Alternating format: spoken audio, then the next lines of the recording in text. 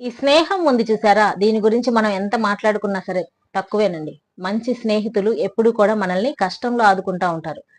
దీన్ని చూసే మంచి స్నేహితులా కాదా అనేది మనం గుర్తుపట్టవచ్చనమాట. మంచి స్నేహితులు కాని వాళ్ళు కొంతమంది ఉంటా ఉంటారు. ఎటువంటి కష్టం వచ్చినా సరే ఏమాత్రం అందుబాటులో ఉండరు. కనీసం పక్కనొచ్చి నిలబడరు. ఆ కష్టాలన్నీ దాటుకొని మనం బయటకొచ్చిన తర్వాత మాత్రమే మళ్ళీ మనల్ని కలుసుకుంటా ఉంటారు. ఆ మధ్యలో ఎక్కడికి వెళ్ళిపోతారో కూడా ఎవరికీ తెలీదనమాట. కానీ నిజమైన స్నేహితులుంటారు చూసారా? చీకట్లు కమ్ముకున్నప్పుడు మనకి కష్టం అనే చీకటి ఎప్పుడైతే మనల్ని కమ్ముతుందో, అప్పుడు ఒక మంచి వెలుతురులాగా వచ్చి మన వెనకాల నిలబడతారు. ఆ కష్టంలో నుంచి మనం కంప్లీట్‌గా బయటకొచ్చేసిందాకా మన చెయ్యిని ఏమాత్రం వదలరు.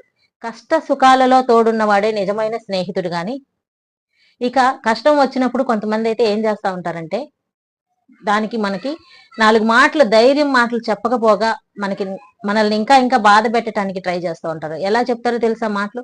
ఇది వస్తుందని నాకు ముందే తెలుసు. అది చెయ్యొద్దంటే చేసావు కదా! వద్దంటే ఇంటావా నువ్వు? అయిందా? బాగయిందా?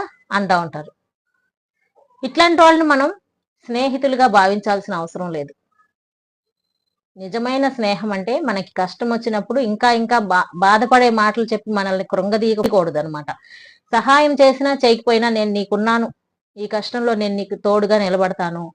ఇదేముంది చాలా సింపుల్. దీన్ని మనం చాలా ఈజీగా దాటేసేయొచ్చు. ఇలాంటి పాజిటివ్ మాటలు ఎవరైతే చెప్తా ఉంటారో వాళ్ళని మనం నిజమైన స్నేహితులుగా భావించాలి గానీ, కష్టం వచ్చినప్పుడు పారిపోయి, మళ్ళీ మనం కష్టాల్లో నుంచి కోలుకున్న తర్వాత మళ్ళీ వచ్చి మనల్ని అతుక్కొని, వాళ్ళ అవసరాలకి మాత్రం మనల్ని యూజ్ చేసుకుంటూ ఉండే వాళ్ళని నిజమైన స్నేహితులుగా భావించాల్సిన అవసరం లేదు.